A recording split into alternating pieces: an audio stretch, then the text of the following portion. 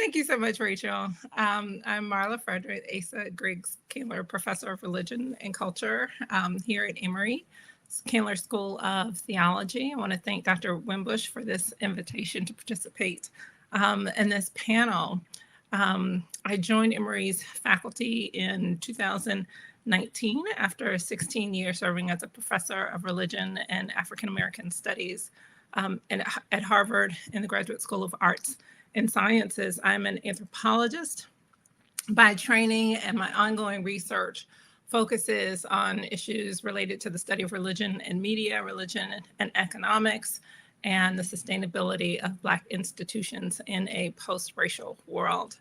I have two monographs, ethnographies, based on research in the U.S. South and in Jamaica. The first one, Between Sundays, Black Women and Everyday Struggles of Faith, is an ethnographic study of Black Baptist women's social and political engagement in Eastern North Carolina. And the second ethnography, Colored Television, American Religion Gone Global, explores the rise of African American and female televangelists and their influence outside of the United States. My two other co-authored works look at some variation of both of those themes, local democracy under siege, as well as televised redemption, Black religious media and racial empowerment. I am currently serving, I've served as president of the Association of Black Anthropologists through the American Anthropological Association, and I'm currently serving as president of the American Academy of Religion, where I find it an honor to serve and to work on behalf of so many of my colleagues doing really exceptional work around the country and throughout the world. I am looking forward to this conversation, and so I want to thank again Dr. Wimbush for the invitation. The title of my presentations, Olaudah Equiano, Gustavus Vassa, and Kasala, or Cudjo Lewis, History, Writing, and the Masquerade. Vincent Wimbush's exposition, Masquerade, Scripturalizing Modernities Through Black Flesh, constitutes a unique set of pieces that ask us to consider the work of Masquerade in the making of the modern subject. Told through the prism of Olaudah Equiano's The Interesting Narrative of the Life of Olaudah Equiano, or Gustavus Vassa, the African, written by himself, published in 1789, the exhibit offers us 5 stages upon which to think about the concept of masquerade. Stage 1, knowing the world through or as masquerade. Stage 2, transfer of learning and power. Stage 3, white violence on Black flesh. Stage 4, Black mimetic translation of scripturalization. And stage 5, signifying on mimetic scripturalization of Black flesh. As the exhibit states, its aim is to, quote, open a wide and provocative window onto the universal phenomena of masquerade with scripturalization or scripturalizing or hypersignification of Black flesh, Black face as one of its most persistent and disturbing modern practices and ideologies, end quote.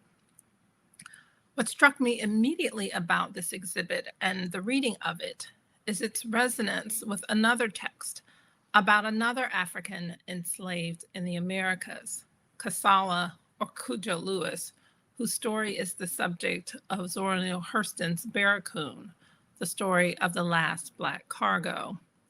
In many ways, these two texts speak to the problems of modernity and the subjects upon which such a concept is built. Wimbush points out early in the text that Equiano died in 1797, quote, as a man of some notoriety and wealth and influence, end quote. While Kasala, Cudjo Lewis, as he came to be called in the Americas, died in a homeland not of his choosing, in an area called Africantown, now named Plato, Alabama. He died poor, desolate, and hoping only that someone might one day recognize him and reconnect him with his homeland or in the very least, that someone like a Zora Neale Hurston might write his story into history. Born circa 1841 in the town of Banti, the home to the Isha subgroup of the Yoruba people of West Africa, Kasala was brought to the United States illegally aboard the Clotilda to Mobile, Alabama in 1859, after the official end of the transatlantic slave trade.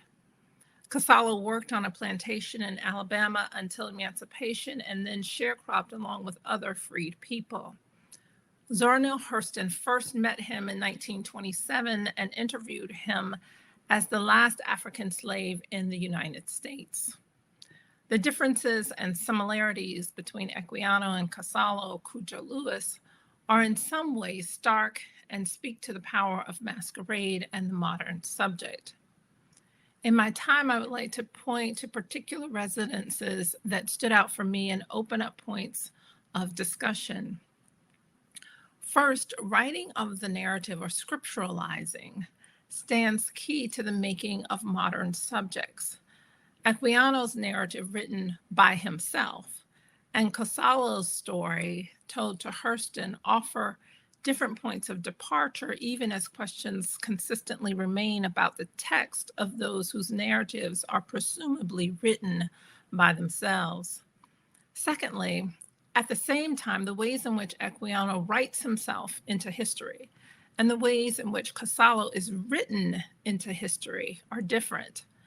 As Wimbush explains, such, quote, constructedness includes ongoing mimetic racialization practices and ideologies, scripturalization, which in turn reflect types or stages of enslavement, resistance, complex subjectivization, end quote. Equiano, through autobiography, has an opportunity to narrate the stories that he wants his readers to know about him, all while marking his own self as modernized. Kasala, on the other hand, is written into history by Hurston at a time when Hurston herself was under suspicion by the broader public. She has a patron, a white woman named Charlotte Mason, who encourages Hurston to gather as much Black folklore as possible. Hurston is an anthropologist and folklorist who writes subjects as they are, not as they should be. She tells stories as they are, not as they should be.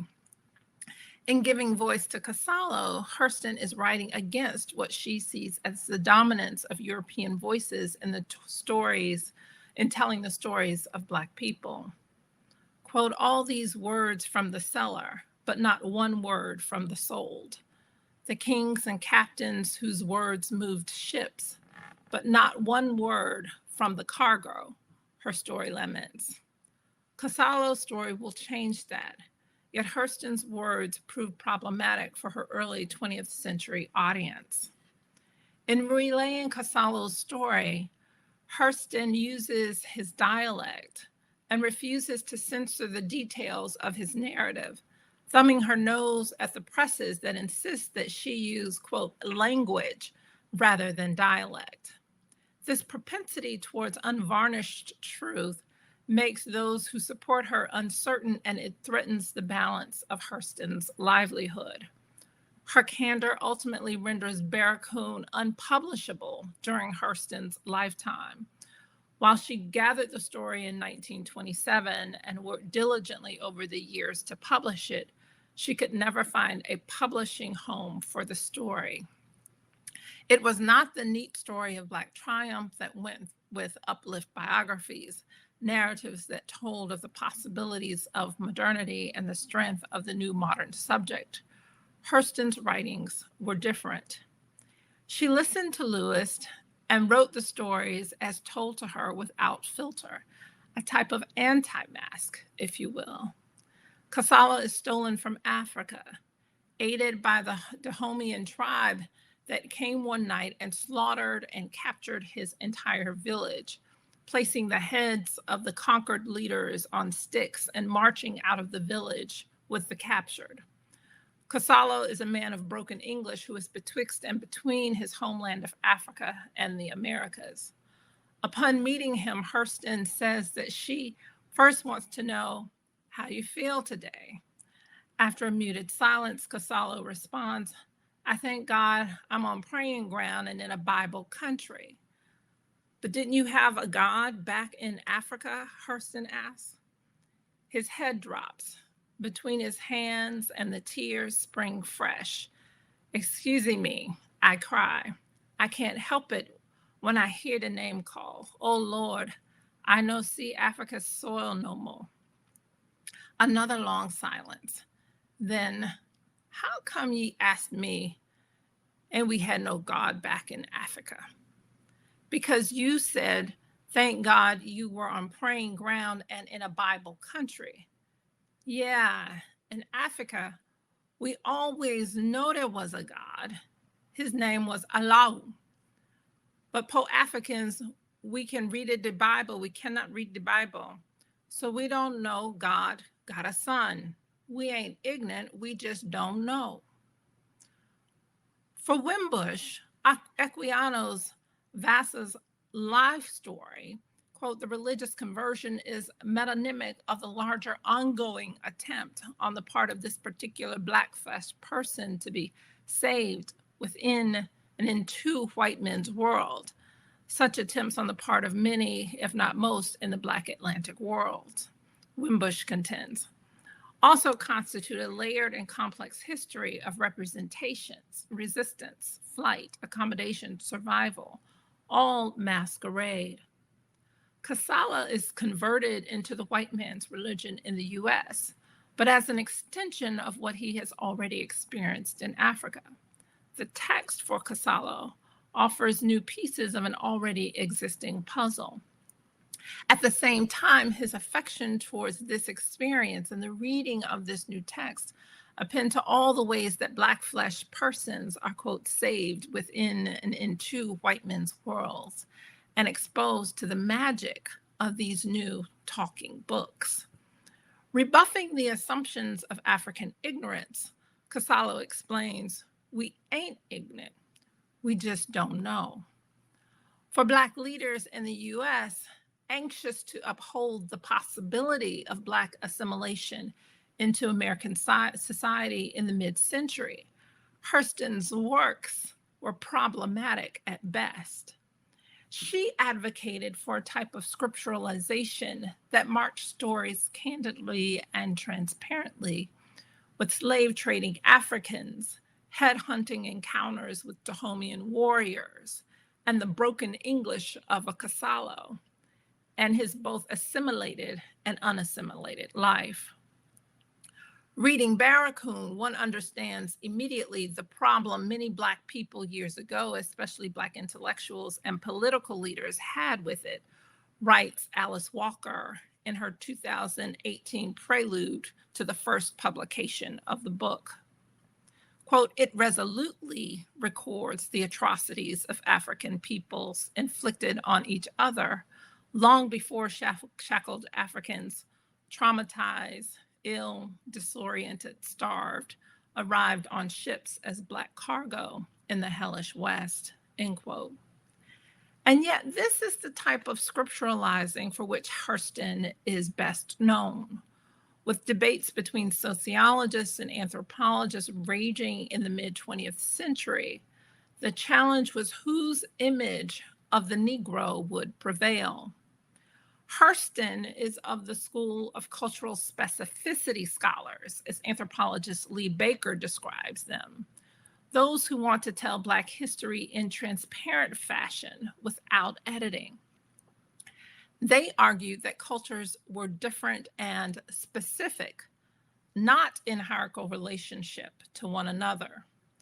It is a school of Black anthropologists and folklorists like Hurston and Arthur Fawcett, Irene Diggs, and Catherine Dunham, those who tried to carve out an African-American culture through folklore, advance in Herskovitzian notions of African cultural retentions, and finding redemption in the stories of Africa, believing that culture at its best is relative. Those whom Baker calls the cultural legitimacy scholars are ever concerned not only about telling the story or scripturalizing, but explaining it in a way that, quote, assumed that a large percentage of African Americans deviated from American cultural and behavioral standards. According to sociologists like Ira Reid and E. Franklin Frazier, Charles Johnson, Kelly Miller, and George Edmund Haynes, these deviations, quote, were inevitable responses to deleterious environmental conditions, racial discrimination, and the heritage of slavery, end quote. They were largely Black sociologists trained in the Robert Park School of Sociology, which strove to prove against prevailing logics that Blacks could assimilate into white American society. Blacks would be known not for their connection to Africa, but rather for the ability to assimilate into Western European culture. It was this narration of their assimilability that made them the more desirable modern subjects. Writing the subject into being thus determined to what extent the subject gained access to the Western world. In arguing before the Supreme Court, Thurgood Marshall rejected anthropological views on culture and embraced sociological views that aimed to show that African Americans could indeed integrate into American society if given equitable access to things like schooling through the Brown decision. If, as Wimbush suggests in his first stage, Knowing the World Through Masquerade, Equiano's portrait of Africa affirms the images of Africa that make for a respectable modern subject, he does so by proclaiming that we are a nation of dancers, musicians, and poets. The remaking of Africa as a land of possibility and creativity in the writings of Equiano, but as a land of tribal warfare in the writings of Hurston, provides sharp contrasts. The modern subject narrated by Equiano offers the subject an opportunity to enter into modernity, not as backwards and unlearned, but as a subject of possibility, one open to a new fashioning of the self. According to Wimbush, quote, the interesting narrative was successful beyond other such narratives for several reasons, not least because as it was mostly directed toward abolitionist colleagues, it was so much a masquerade, a bravura performance of modern subjectivity, end quote. For Cudjo Lewis, however, to tell the story of the Dahome's quest for blood, their raid of the village in which Cudjo lived, their placing on sticks the heads of those whom they captured, all reinforced in Hurston's era the idea of Africa as backward and uncivilized. While Equiano is able to sell his more refined narrative of Africa and the development of his human subject for money, Hurston struggled mightily to find publishers willing to purchase and distribute the story of Cudjo Lewis. This reality in itself meant that Lewis, like Hurston, would die penniless and unknown. The lives of Olaudah Equiano or Gustavus Vassa and Casalo or Cudjo Lewis speak most poignantly to the making of the modern subject, both their own scripturalization as well as that of others. Their performative stance for audiences of whites as well as Blacks speak to the ongoing processes of masquerading that make for complex configurations and reconfigurations of the self. Casalo or Cudjo Lewis speaks through Hurston, an interpreter presumably working against the social pressure to masquerade, to, as Paul Laurence Dunbar opines, wear the mask that grins and lies, all the while scripturalizing the subject at his and her own social cost. Olaudah Equiano's story indeed opens up opportunities for us to read and reread these narratives that speak aloud in their time and in ours about the power and constraints of representation. Thank you.